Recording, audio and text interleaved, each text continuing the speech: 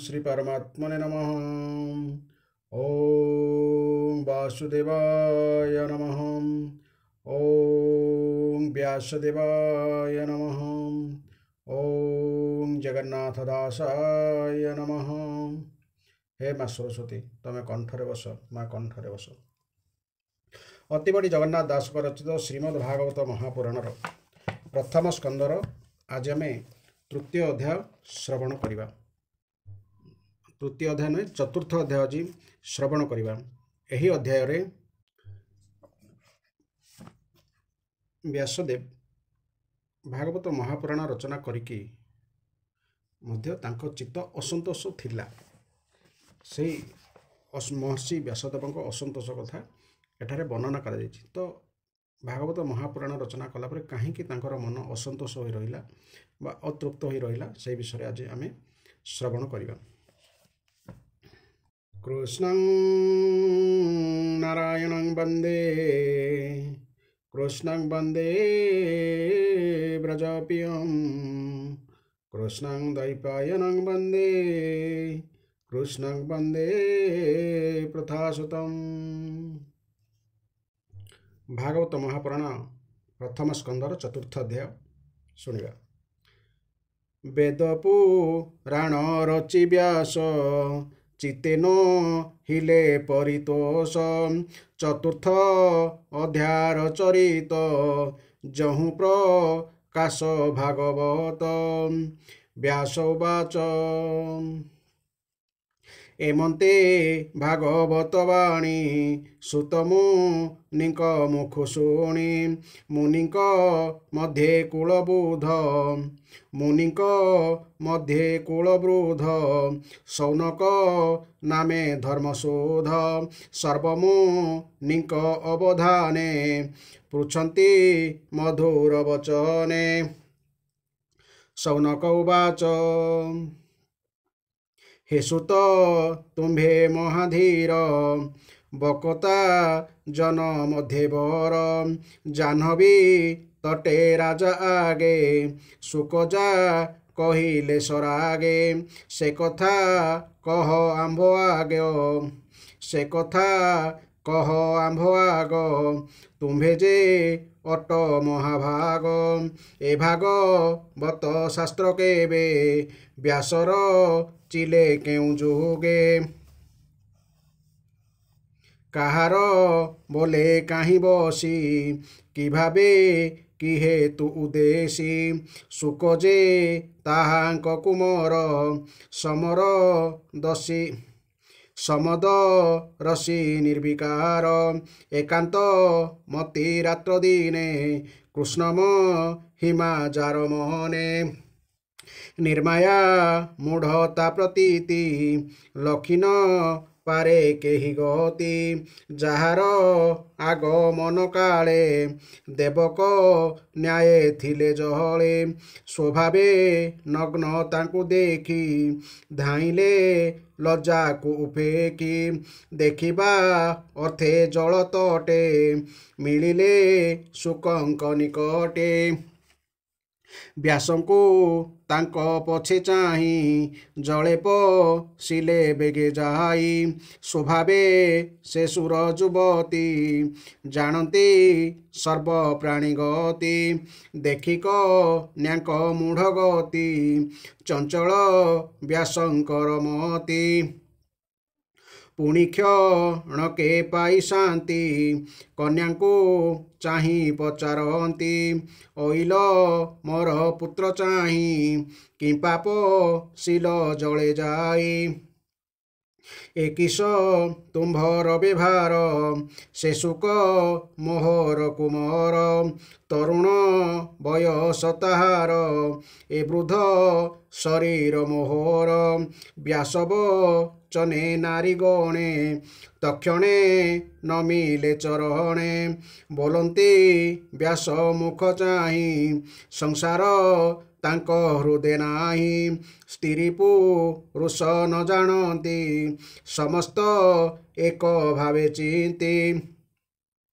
ତୁମ୍ଭେ ଯେ ବୋଲ ଆମ୍ଭେ ବୃଦ୍ଧ ବିଷୟ ରସେ ଅଛି ସଧ ଏ ଘେନି ହୋଇଲୁ ଅନ୍ତର ଆମ୍ଭର ଦୋଷ କ୍ଷମା କର ଏମନ୍ତେ ଗଲେ ନାରୀ ଗଣେ ଶୁକର ହେଲେ ସେହି ବନେ ସେ ଶୁକ ମୁନି କିସ କାର୍ଯ୍ୟେ ପ୍ରବେଶ କଲେ କୁରୁରାଜେ ଜଡ଼ଉ ମତ ପ୍ରାୟ ହୋଇ ତାହାଙ୍କୁ କେହି ନ ଜାଣଇ କେମନ୍ତେ ପରୀକ୍ଷିତ ମେଳେ ମିଳିଲେ ଜାହ୍ନବୀର କୁହୁଳେ ତହିଁୟ ନେକ ମୁନି ମଧ୍ୟେ ଏ ଭାଗବତ ରସାସ୍ୱାଦେ ପ୍ରଜାଙ୍କ ଦ୍ୱାରେ ସାୟଂକାଳେ ଯେ ନିତ୍ୟେ ଭିକ୍ଷା ଅର୍ଥେ ମିଳେ ଗୋଦାହ ମାତ୍ର ଦ୍ୱାରେ ରହି ଗୃହିଙ୍କି ତୀର୍ଥ ଫଳ ଦେଇ ଗୋଦାହ ମାତ୍ର ଅର୍ଥାତ୍ ଗାଈଟିଏ ଧୋଇବାକୁ ଯେତିକି ସମୟ ଲାଗେ ସେ ମୁନି ପରୀକ୍ଷିତ ମେଳେ ମିଳିଲେ ପୂର୍ବ ପୁଣ୍ୟ ଫଳେ ସେ ପୁଣି ଭାଗବତ ଶାସ୍ତ୍ର କହିଲେ ଏତ ଆଚମ୍ବିତ ସେ ଭାଗବତ ପରୀକ୍ଷିତ ସ୍ୱଭାବେ ଅଭିମନ୍ୟୁ ସୁତ ଭାଗବତ ଅର୍ଥାତ୍ ଭକ୍ତ ତାହାଙ୍କ ଜନ୍ମ କର୍ମ ଯେତେ କହିବା ଆମ୍ଭର ଗ୍ରହତେ ଅତି ଅଦ୍ଭୁତ ଅଛୁ ଜାଣି ଏବେ ତ ରିବୁ ତାହା ଶୁଣି ସେ ସର୍ବ ରାଜାଙ୍କର ସାର ପାଣ୍ଡବ ବଂଶେ କୀର୍ତ୍ତିଧର ରାଜସ ସମ୍ପଦ କରି ଦୂର କିମ୍ପାର ହେଲେ ଗଙ୍ଗା ତୀର ଶତ୍ରୁରା ଯାଏ ଯାର ପାଦ ନମନ୍ତି ଦେଇଣ ସମ୍ପଦ ଯୁବାବ ୟସେ ନରପତି ତେଜିଣ ଅଚଳ ବିଭୂତି ଯେହୁସ ରୀର ଏ ସଂସାରେ ବହଇ ପର ଉପକାରେ ହରିଚରଣ ଚିନ୍ତି ଚିତେ ଯେ ରାଜା ବତେ ଜନହିତେ ସେ କିମ୍ପା ଛାଡ଼ିଲେ ଜୀବନ ଉପେକ୍ଷୀ ଗୃହ ଧନ ଜନ କହ କାରଣ କିବା ଅର୍ଥେ ସଂଶୟ ଛାଡ଼ିବ ଯେ ମନ୍ତେ ତୁମ୍ଭେ ସକଳ ବିଦ୍ୟାପର କହ ସଂଶୟ ଯାଉ ଦୂର ଏମନ୍ତେ ସୌନକ ବଚନେ ସକଳ ପ୍ରଶ୍ନ ଅନୁମାନେ କହନ୍ତି ସୁତ ମହାରୁଷି ମୁନିଙ୍କ ପ୍ରଶ୍ନ ପରଂଶସି ବିଦ୍ୟାପର ଅର୍ଥାତ୍ ବିଦ୍ୟାରେ ପାରଙ୍ଗମ ସୁତ ଉବାଚ ଶୁଣସ କଳ ମୁନିଜନ ଶ୍ରୀକୃଷ୍ଣ ଚରିତ ବିଧାନ ତ୍ରେତୟା ଯୁଗ ଭୋଗନ୍ତେ ଦ୍ୱାପର ଯୁଗ ଉପଗତେ ପରାଶରଙ୍କ ବୀର୍ଯ୍ୟଜୁତେ ଯୋଜନ ଗନ୍ଧା ଗର୍ଭଗତେ ବିଷ୍ଣୁର ଅଂଶେ ବ୍ୟାସମୁନି ଜନ୍ମିଲେ ନର ଦେହ ଘେନି ସେ ଏକ ଦିନେ ପ୍ରାତଃକାଳେ ସ୍ନାନ ସାରି ଗଙ୍ଗା ଜଳେ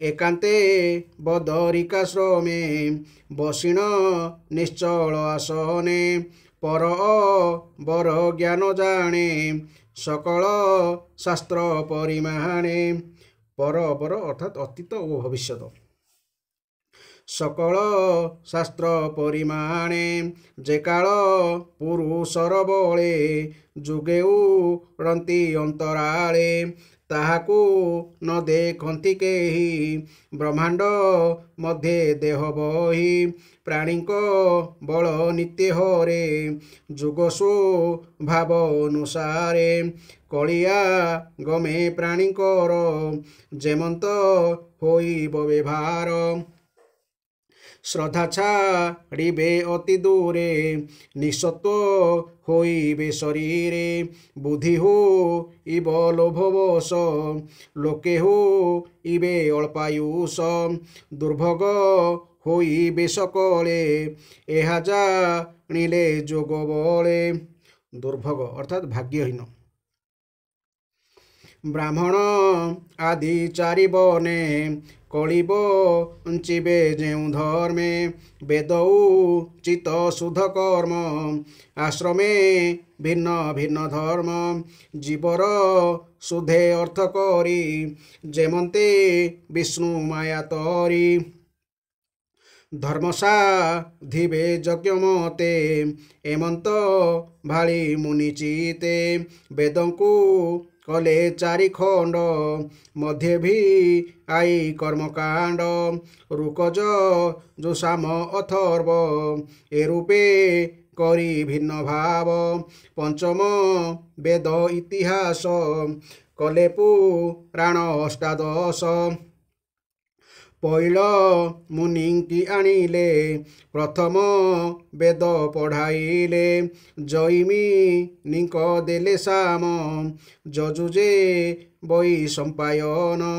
ଅଙ୍ଗିରା ମୁନି ଅର୍ଥ ବଣେ ମୋ ପିତା ରୋମ ହରଷଣେ।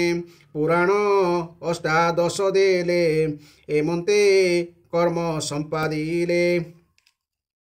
ସେ ଶିଷ୍ୟେ ବିଚାରି ନିଶ୍ଚଳେ ବେଦବୃକ୍ଷକୁ ଯୋଗ ବଳେ। ଅନେକ ଶାଖା ଭିଆଇଲେ ଶିଷ୍ୟେ ଶିଖାଇଲେ। ଅଳପ ବୁଦ୍ଧି ନର ଯେତେ ବେଦ ନ ଘେନି ଦୃଢ଼ ଚିତେ। ତେଣୁ ଏ ବେଦ ଭାଗ କଲେ ଯେ ଯାହା ମତି ଅନୁସାରେ। ସ୍ତ୍ରୀ ଶୂଦ୍ର ଜନ ଏ ଜଗତେ ଯୋଗ୍ୟ ନୁହନ୍ତି ବେଦ ପତେ। ତାହାଙ୍କ ନିସ୍ତାରଣ ଅର୍ଥେ ଉପାୟ ଚିନ୍ତି ଦୟା ଚିତେ। ବୁଦ୍ଧିମନ୍ଦରେ ବେଦ ମନ୍ଥି ଭାରତ ପଦ ବନ୍ଧେ ଗୁନ୍ଥି। ବୁଦ୍ଧିମନ୍ଦରେ ଅର୍ଥାତ୍ ବୁଦ୍ଧିରୂପୀ ମନ୍ଦର ପର୍ବତ ଦ୍ୱାରା। ବେଦୁ ଧାରି ସାର ଅର୍ଥ ସୃଜିଲେ ପୁରାଣ ଭାରତ। ପ୍ରାଣୀଙ୍କୁ ନିସ୍ତାରିବା ଅର୍ଥେ ଏ ରୂପେ ସୃଜି ବେଦ ମତେ। କଲେ ହେଁ ସର୍ବଧର୍ମ ଯେତେ ତୋଷଣ ହିଲେ ହୃଦଗତେ। ଆଶ୍ରମ ସରସ୍ୱତୀ କୂଳେ ମନ ଯେ ନ ରହେ ନିଶ୍ଚଳେ। ଯୋଗେ ନ ପାରି ଚିତ୍ତ ଧରି ଚଞ୍ଚଳେ ଏମନ୍ତ ବିଚାରେ। ଅତି କଠୋରେ ବେଦ ଅଗ୍ନି ପୂଜି ଗୁରୁଙ୍କ ଆଜ୍ଞା ମାନି। କର୍ମର ନାଶ ନାହିଁ ତେଣେ ମୁଁ ଯାହା କରିଛି ନିର୍ମାଣେ। ଯେଉଁ ଭାରତ ବେଦ ସାରେ କଲି ସ୍ତ୍ରୀ ଶୂଦ୍ର ତାରିବାରେ। ତେବେ ନିର୍ମଳ ନୋହେ ମନ ଚିନ୍ତା ଅନଳେ ଛନ ଛନ। ଏ ମନ ଧରିବି କେମନ୍ତେ ନିଶ୍ଚଳ କରି ଜ୍ଞାନ ପଥେ। ଯେତେ ଚିନ୍ତିଲି ବେଦ ଧର୍ମ ବିଚାରେ ସେ ତ ମାୟା ଭ୍ରମ। ଏ ମାୟା ତୁଟ ଇ ଯେମନ୍ତେ ଶ୍ରୀକୃଷ୍ଣ ଭକ୍ତି ଯୋଗ ପଥେ। କହିବି ଭାଗବତ ଧର୍ମ ଯେଣେ ନ ଲାଗେ ଭବ ଭ୍ରମ। ଏମନ୍ତ ହୃଦୟ ବିଚାରି ମନକୁ ନ ପାରନ୍ତି ଧରି। ଏମନ୍ତ ସମୟେ ନାରଦ ଆସନ୍ତେ ଶୁଭେ ବୀଣାନାଦ। ତକ୍ଷଣେ ସରସ୍ୱତୀ ତଟେ ମିଳିଲେ ବ୍ୟାସଙ୍କ ନିକଟେ। ନାରଦ ଆଗମନ ଦେଖି ତକ୍ଷଣେ ଆସନ ଉପେକ୍ଷି। କେତେ ହେଁ ଦୂର ଆଗ ସରି ନାରଦ करे कर धरे।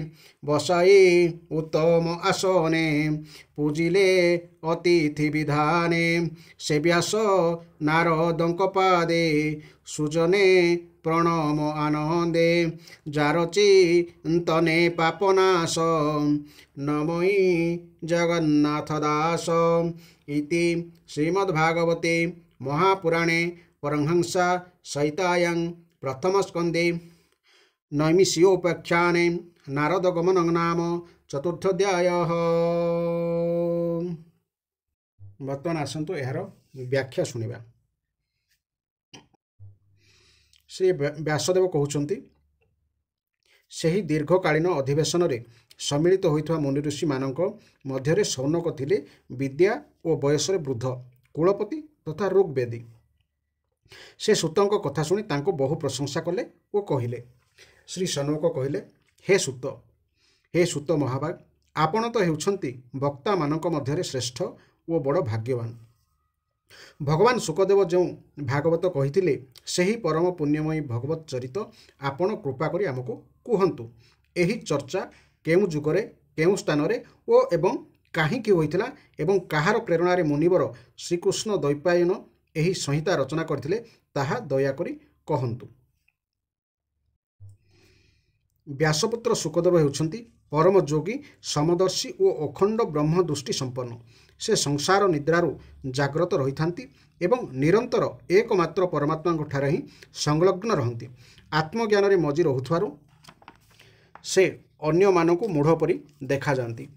ପୁଅ ସନ୍ନ୍ୟାସ ନେଇ ବନକୁ ପଳାଇ ଯାଉଥିବା ବେଳେ ବ୍ୟାସଦେବ ତାକୁ ଫେରାଇ ଆଣିବାକୁ ତାଙ୍କ ପଛରେ ଧାଇଁଥିଲେ। ସେତେବେଳେ ଜଳରେ ସ୍ନାନ କରୁଥିବା ସ୍ତ୍ରୀମାନେ ଦିଗମ୍ବର ବା ବସ୍ତ୍ରହୀନ ଶୁକଦେବଙ୍କୁ ଦେଖି ମଧ୍ୟ ବସ୍ତ୍ର ପିନ୍ଧିଲେ ନାହିଁ। ଅଥଚ ବସ୍ତ୍ର ପିନ୍ଧିଥିବା ବ୍ୟାସଙ୍କୁ ଦେଖି ସେମାନେ ଲଜ୍ଜାରେ ବସ୍ତ୍ର ପିନ୍ଧି ପକାଇଲେ। ଏପରି ଆଶ୍ଚର୍ଯ୍ୟକର ଘଟଣା ଦେଖି ବ୍ୟାସ ସେମାନଙ୍କୁ ଏହାର କାରଣ ପଚାରିଲେ। ସେମାନେ କହିଲେ, ଆପଣଙ୍କ ଦୃଷ୍ଟିରେ ଏବେ ବି ସ୍ତ୍ରୀ ପୁରୁଷ ଭେଦ ଅର୍ଥାତ୍ ଦ୍ୱୈତ ବୁଦ୍ଧି ରହିଛି, କିନ୍ତୁ ଆପଣଙ୍କର ପୁତ୍ରଙ୍କର ରହିଛି ବିଶୁଦ୍ଧ ବ୍ରହ୍ମ ବୁଦ୍ଧି। ଶ୍ରୀ ଶୁକଦେବ ହେଉଛନ୍ତି ଏପରି ମହାନ। ସେ ତ କୁରୁଜାଙ୍ଗଳ ଦେଶରେ ପହଞ୍ଚି ହସ୍ତିନାପୁରରେ ପାଗଳ, ମୂକ ଓ ଜଡ଼ ପରି ବିଚରଣ କରୁଥିଲେ। ସେଠାରେ ନଗରବାସୀ ତାଙ୍କୁ ଚିହ୍ନିଲେ କିପରି? ପାଣ୍ଡବ ନନ୍ଦନ ରାଜର୍ଷି ପରୀକ୍ଷିତ ଓ ମୌନୀ ଶୁକଦେବଙ୍କ ମଧ୍ୟରେ ଏହି ସମ୍ବାଦ କିପରି ଆରମ୍ଭ ହୋଇଥିଲା, ଯାହା ଫଳରେ କି ଏହି ଭାଗବତ ସଂହିତା ପ୍ରକଟିତ ହେଲା। କାରଣ ଗୋଟିଏ ଗାଈ ଦୁହିଁବାକୁ ଯେତିକି ସମୟ ଲାଗେ, ମହାତ୍ମା ଶ୍ରୀ ଶୁକଦେବ ତ ଗୃହସ୍ଥଙ୍କ ଦ୍ୱାରରେ ମାତ୍ର ସେତିକି ସମୟ, ପ୍ରାୟ 5ରୁ 10 ମିନିଟ୍ ପ୍ରତ୍ୟାହ କରି ସେହି ଗୃହକୁ ତୀର୍ଥରେ ପରିଣତ କରିଦିଅନ୍ତି। ତା ଛଡ଼ା ହେ ସୂତ ମହାରାଜ, ଆମେ ଶୁଣିଛୁ ଅଭିମନ୍ୟୁ ନନ୍ଦନ ପରୀକ୍ଷିତ ଥିଲେ ଭଗବାନଙ୍କର ଜଣେ ଉତ୍ତମ ଭକ୍ତ। ତେଣୁ ଆପଣ ତାହାଙ୍କର ଅତ୍ୟନ୍ତ ଆଶ୍ଚର୍ଯ୍ୟକର ଜନ୍ମ ଓ କର୍ମ ବୃତ୍ତାନ୍ତ ମଧ୍ୟ ବର୍ଣ୍ଣନା କରି ଆମକୁ ଶୁଣାନ୍ତୁ। ସେ ତ ଥିଲେ ପାଣ୍ଡବ ବଂଶର ଗୌରବବର୍ଦ୍ଧନକାରୀ ସମ୍ରାଟ। ସେ ପୁଣି କେଉଁ କାରଣରୁ ସାମ୍ରାଜ୍ୟ ଲକ୍ଷ୍ମୀ ତ୍ୟାଗ କରିଦେଇ ଗଙ୍ଗା ତଟରେ ଆମରଣ ଉପବାସ କରି ବସିଥିଲେ? ସେ ତ ଥିଲେ ଜଣେ ବୀର ଯୁବକ। ତାଙ୍କର ଶତ୍ରୁମାନେ ମଧ୍ୟ ନିଜ ନିଜର ମଙ୍ଗଳ ପାଇଁ ସେ ପାଦ ରଖୁଥିବା ପିଢ଼ାକୁ ନମସ୍କାର କରିବା ପୂର୍ବକ ତାଙ୍କୁ ଅଜସ୍ର ଧନରତ୍ନ ଭେଟି ଦେଉଥିଲେ। ସେ ବୋଲା ସେହି ଦୁସ୍ତ୍ୟଜ ଯାହା ତ୍ୟାଗ କରିବା ବଡ଼ କଷ୍ଟକର, ସେହି ଦୁସ୍ତ୍ୟଜ ରାଜଲକ୍ଷ୍ମୀ ତଥା ନିଜର ପ୍ରାଣ ତ୍ୟାଗ କରିଦେବାକୁ କାହିଁକି ଇଚ୍ଛା କଲେ? ଯେଉଁମାନଙ୍କର ଜୀବନ ଭଗବାନଙ୍କର ଆଶ୍ରିତ, ସେମାନେ ତ ନିଃସ୍ୱାର୍ଥ ଭାବରେ ସଂସାରର ପରମ କଲ୍ୟାଣ ନିମନ୍ତେ ତଥା ଜଗତର ଅଭ୍ୟୁଦୟ ଓ ସମୃଦ୍ଧି ନିମନ୍ତେ ଜୀବନ ଧାରଣ କରନ୍ତି। ସେହି ଦୃଷ୍ଟିରୁ ମଧ୍ୟ ପରୀକ୍ଷିତ ଅନ୍ୟମାନଙ୍କର ହିତ ନିମନ୍ତେ ଜୀବନ ଧାରଣ କରିଥିଲେ। ଏପରି ଅବସ୍ଥାରେ ସେ କାହିଁକି ଏଭଳି ବୈରାଗ୍ୟ ହୋଇ ଦେହତ୍ୟାଗ କରିଦେଲେ? ହେ ମହାରାଜ, କେବଳ ବେଦବାଣୀ ଛଡ଼ା ଅନ୍ୟ ସମସ୍ତ ଶାସ୍ତ୍ରରେ ଆପଣ ହେଉଛନ୍ତି ପାରଦର୍ଶୀ ପଣ୍ଡିତ। ତେଣୁ ଆମେ ଯାହା ସବୁ ପଚାରିଲୁ, କୃପା କରି ଆମକୁ ସେସବୁ ବିଷୟ ଶୁଣାନ୍ତୁ। ଶ୍ରୀ ସୂତମୁନି କହିଲେ, ଚଳିତ ଚତୁର୍ଯୁଗୀୟ ତୃତୀୟ ଯୁଗ ଦ୍ୱାପରରେ ମହର୍ଷି ପରାଶରଙ୍କ ଦ୍ୱାରା ବସୁକନ୍ୟା ସତ୍ୟବତୀଙ୍କ ଗର୍ଭରୁ ଭଗବାନଙ୍କର କଳାବତାର ରୂପେ ଯୋଗୀରାଜ ବ୍ୟାସଦେବଙ୍କର ଜନ୍ମ ହୋଇଥିଲା। ଦିନେ ସୂର୍ଯ୍ୟୋଦୟ ସମୟରେ ସରସ୍ୱତୀ ନଦୀର ପବିତ୍ର ଜଳରେ ସ୍ନାନ ଦେଇ ସାରି ଗୋଟିଏ ଏକାନ୍ତ ପବିତ୍ର ସ୍ଥାନରେ ସେ ମାନେ ବ୍ୟାସଦେବ ବସିଥାନ୍ତି। ସେ ତ ନିଜର ଗଭୀର ଦୂରଦୃଷ୍ଟି ବଳରେ ଆଗତ ଭବିଷ୍ୟତ କଥା ଜାଣିପାରୁଥିଲେ। ନିଜର ସେହି ବିଚକ୍ଷଣ ଦୃଷ୍ଟି ବଳରେ ସେ ଦେଖିଲେ କାଳର ପ୍ରବଳ ପ୍ରଭାବରେ ଯୁଗ ଧର୍ମରେ ପରିବର୍ତ୍ତନ ଦେଖାଦେଲାଣି। କାଳ ପ୍ରଭାବରେ ପ୍ରତ୍ୟେକ ଯୁଗରେ ସମସ୍ତ ଭୌତିକ ବସ୍ତୁର ଶକ୍ତି ହ୍ରାସ ପାଇଯାଏ। ସଂସାରର ଲୋକେ ଶ୍ରଦ୍ଧାହୀନ ଓ ଶକ୍ତିହୀନ ହୋଇଯାଆନ୍ତି। ଦୁର୍ବଳ ବୁଦ୍ଧି ହେତୁ ଠିକ୍ ରୂପେ କର୍ତ୍ତବ୍ୟ ନିର୍ଣ୍ଣୟ କରିପାରନ୍ତି ନାହିଁ। ଆୟୁ ମଧ୍ୟ କମ୍ ହୋଇଯାଏ। ସେମାନଙ୍କର ଏପରି ଦୁର୍ଭାଗ୍ୟ ଦେଖି ମୁନୀଶ୍ୱର ବ୍ୟାସ ନିଜର ଜ୍ଞାନ ସମ୍ପନ୍ନ ଅମୋଘ ଦିବ୍ୟ ଦୃଷ୍ଟିରେ ସବୁ ବର୍ଣ୍ଣ ଆଶ୍ରମବାସୀମାନଙ୍କର ମଙ୍ଗଳ କିପରି ହେବ ତାହା ବିଚାର କରିବାକୁ ଲାଗିଲେ। से देखिले वेदरे कुहाଯାଇଥିବା चातुर्हत्र कर्म अर्थात होता अधूर्य उद्गाता और ब्रह्मा यही चारि ऋतुजों द्वारा संपादित होता अग्निष्टोमादि यज्ञ को चातुर्हृत कहती। लोकमानकर हृदय शुद्ध करे एहाकु दृष्टि रखी यज्ञर विस्तार करने निमंते से वेद को चारि भाग विभक्त करदे। व्यासदेव द्वारा ऋक् यजु साम और अथर्व यही चारि वेदर उद्धार बा पृथकीकरण है। इतिहास और पुराण को पंचम वेद कहुए। यही सब वेद मध्यरु पैल अध्ययन कले ऋग्वेद सामवेद किपरि गान करने को ताहा शिक्षा करी सेथिरे विद्वान हेले जैमिनी एवं यजुर्वेद एकमात्र स्नातक हेले वैशंपायन। अथर्ववेद प्रवीण हेले दरुण नंदन सुमंतु मुनि।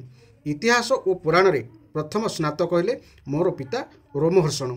एही ऋषि माने निज निजर शाखा को आहुरी अनेक भाग में विभक्त करदेले। एपरि भाव में शिष्य प्रशिष्य और सेमानंकर शिष्य मानक द्वारा वेद माने बहु शाखारे विभक्त हो गले।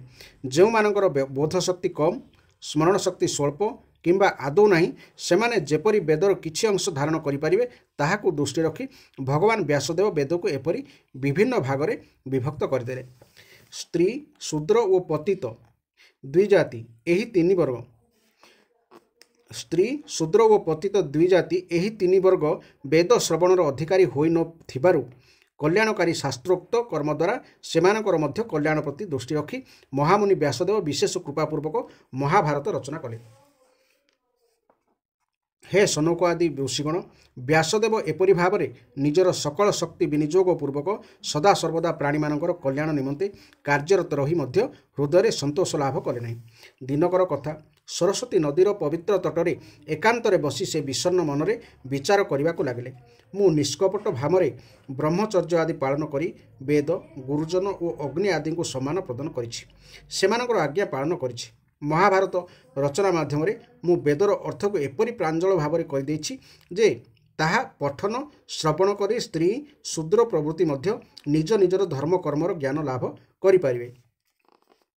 ता छड़ा मु ब्रह्म तेजरे मध्य संपन्न तथापि बड़ दुखर विषय जे हृदय मु अपूर्ण काम होई रहितला परि बोध हेउछि। अर्थात संभवतः ए पर्यंत मु भगवान को प्राप्त कराउथवा धर्म प्राय निरूपण करि पारि नाही। जो धर्म भगवत प्राप्ति कराए ताहा ही परमहंस मानकर प्रिय धर्म एवं ताहा ही भगवानकर प्रिय ताहा निर्णय करि नथिबारु संभवतः मते एई अपूर्णता बोध हेउछि। श्री कृष्ण द्वैपायन व्यास निज भितर एपरि अपूर्णता अनुभव करी दुखित हेउथवा बेले देवर्षि नारद आसी तांकर सही आश्रम रे पहुँची गले। महर्षि आगमन देखि व्यासदेव तुरंत उठी ठिया होई पड़िले एवं सुर पूजित नारद को विधिपूर्वक पूजा कले। यही थिला एही चतुर्थ अध्यायर पद्यांतरी एवं यार व्याख्या। तो आपण धारावाहिक भाव शुणा चैनल टी को सब्सक्राइब करेंगे एवं कलिजुगर रक्षा पाइबापी प्रत्येक दिन धारावाहिक भाव में गोटे गोटे अध्याय और तार व्याख्या शुणु फल कलिर प्रभाव आपण पड़ पार ना। जय जगन्नाथ जय जगन्नाथ जय जगन्नाथ।